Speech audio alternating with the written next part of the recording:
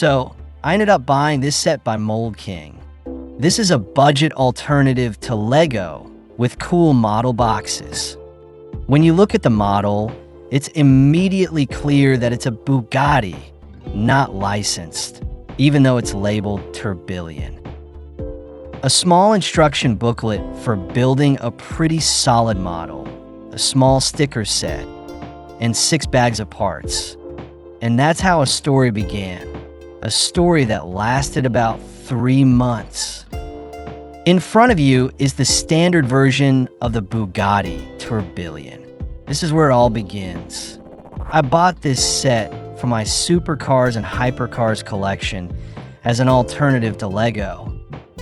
The Tourbillon is a mid-engine hybrid sports car, officially unveiled on June 20th, 2024 during an online presentation. Production is scheduled to begin in 2026, with only 250 units planned in total. That makes it a prototype, a show car, and like all Bugatti models, an expensive, powerful, fast, exclusive, and luxurious hypercar, which makes it a perfect candidate to recreate in LEGO-style form. The standard set is a universal base for my crazy ideas that will come later because many of the core structures will remain unchanged. But for now, while I'm building the stock version, I want to talk a bit about what kind of hypercar Bugatti promises to release. It's going to be a hybrid hypercar with a naturally aspirated V16 engine, developed in collaboration with Cosworth. This will be one of the most complex, naturally aspirated engines ever created for a road car. Around 1,000 horsepower from the combustion engine alone, plus 3 electric motors, producing roughly 800 horsepower combined with all-wheel drive. That's pure madness. A total output of 1,800 horsepower. The electric motors will deliver instant torque, while the V16 will provide the character, the sound, and the driving emotion. Visually, the Tourbillon is 100% Bugatti, and the interior, as always, is a world of luxury and technology. Bugatti is basically the Rolls-Royce of the supercars and hypercars world. I think that's the perfect comparison. But if you compare this model to photos of the real Tourbillon, you can see a lot in common. Overall, the design is very close to the original, even though it's a bit simplified. That's expected, since the set doesn't include many unique curved pieces that could perfectly replicate the real car's shapes. You also have to consider the scale, which is similar to the LEGO Speed Champions collection. I really like the color combination, the way the front end is done, the taillights, and some body elements that still try to capture the silhouette of the original. In many places, the model clearly aims to reflect the character of the real Tourbillon. That said, there are also some weaker design choices. There's basically no interior at all. Of course, the interior isn't the first thing you notice on a model like this, and you don't really look inside it, but I would have liked at least something resembling seats. I'm also not a fan of the rear design. The rear bumper and everything around it feel off. And of course, I swapped the wheels for something more stylish.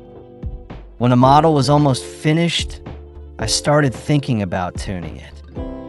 The Bugatti Tourbillon is a car built for asphalt, for perfectly smooth roads, for maximum speed, precision, and control. This is how the story could have ended. Perfectly, with a full 360-degree view of the Bugatti Tourbillon, with a Bugatti that really attracts attention. But I wanted a continuation. So I bought a second set and decided to do something that's almost impossible in the real world. Take a hypercar and send it where there are no roads. This is the Bugatti Tourbillon Off-Road. Bugatti has never designed off-road vehicles, but I decided to do it for them. The first thing I had to do was replace the wheel mounts and the wheel arches from the original set with alternative parts and black fender flares. This will really highlight the off-road style. I swapped the stock wheels for larger ones. It will look much more striking this way. I also added a few unusual elements for atmosphere and decided to create an imitation of side steps. Since this version of the model is about 80% similar to the standard one, I pre-built all the repeating assembly steps. So, if you want to recreate this project yourself, I recommend rewinding a bit to the part where I build the standard Bugatti Tourbillon in more detail. At the rear of the car, during the early stages of the build, there are almost no changes. I assembled everything the same way, except for the wheel arches and the parts where the wheels would later be mounted. The same goes for the front. I also decided to add extra lighting to the front of the car, the kind you usually see on rally cars. I was inspired by special off-road versions of Porsche and Lamborghini used in rally racing. But Bugatti has never made anything like that. Their philosophy is all about aerodynamics, low ride height, and stiff suspension. The concept itself sounds absurd, and that's exactly why I decided to make this version. The off-road Tourbillon is pure, exclusive madness, and honestly, it turned out incredibly atmospheric. The first and most important change is ground clearance. The regular Tourbillon is literally pressed to the ground. The off-road version, on the other hand, looks lifted above the surface. It feels like nothing else is needed. Big wheels, high ground clearance, black fender flares, black mirrors. But off-road vehicles are very often equipped with all kinds of gear for expeditions, survival in extreme conditions, spare wheels, and much more. So I decided to do something as well.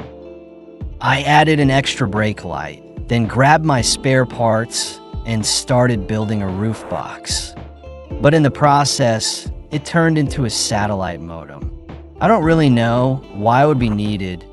Maybe to catch a wave of hype in the most luxurious off-road hypercar, somewhere in the jungle or on top of a mountain, to always stay online and live stream this madness. It turned into an even more absurd idea, which I can explain as the result of my imagination and a crazy desire to create unique projects. Maybe someday this will become reality and turn into a truly cool project. But today, this is my creativity, and it turned out pretty cool. I really like the final result. But it gets even stranger from here. I bought 2 more sets and decided to build a limousine out of them. First, I had to connect 2 platforms, so I made a linking insert that made the model even longer. But besides extending the car, it was important to preserve the recognizability of the model, to keep the signature Bugatti design lines. I immediately assembled the front part of the car on one platform. It remained unchanged. I did the same with the second platform, which would become the rear section. However, I built the rear part slightly smaller because during the design process I had to modify it a bit. After connecting the platforms, I ended up with a long base for my Bugatti Tourbillon Limo Edition, which I decided to reinforce by adding several connecting elements underneath to make it stronger. Then I started building the model step by step, using my spare parts and pieces from both sets. I decided to add an interior to this model. It's not the most detailed one, but it still improves the overall level of detail and makes the build feel more complete. The front side section of the car received only minimal changes compared to the standard set, keeping the original look intact. To improve the proportions, I decided to widen the rear of the car. I added one pin on each side and also changed the wheel mounting points. This creates a really cool body kit for the rear of the car. And then I realized that I didn't have the right spare parts to finish this limo, and the parts from the sets themselves weren't enough either. I had to order the missing pieces twice. That's why it took quite a lot of time, and the build ended up taking much longer than expected. When I finally received everything I needed, transparent pieces for the windows, gray fenders, several different types of gray elements, and much more.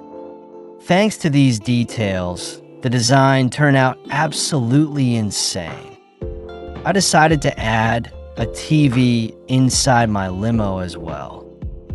After that, I started building the rear section of the car, slightly widening and redesigning it.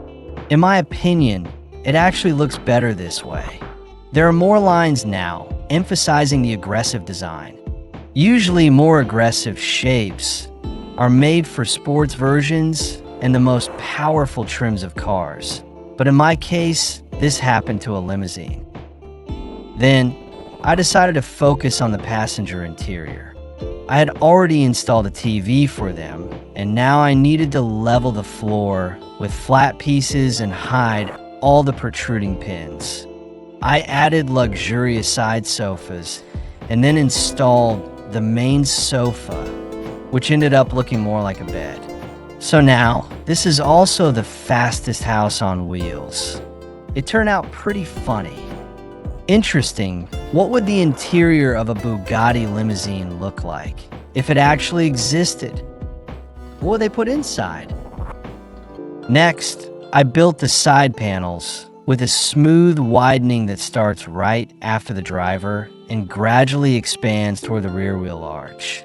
This section connects the front and rear parts of the car and adds structural strength.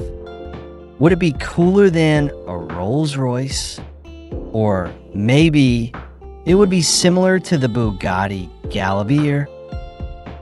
All that was left was to finish the rear section and install the roof with lots of transparent elements. The roof line ended up slightly raised, and now this limo looks a bit like a bus or a van. Or maybe it's still a limousine, just with cool rounded side windows and an insanely aggressive aerodynamic rear end. This car would combine two worlds: the wild, sporty spirit of Bugatti and the endless luxury of a limousine. It would be perfect for VIP events, Hollywood red carpets, auto shows, and exclusive rides, where every inch of the body and interior tells its own story. On this model, I also replaced the standard wheels with stylish black wheels by Power Build, the same ones I use on a Lamborghini with the Liberty Walk body kit. Definitely check that out if you haven't seen it yet. And don't forget to rate my work. Let me know in the comments which story you like more. Bugatti will never make an off-road version, and it definitely won't build a limousine. But this is the craziest project of this year.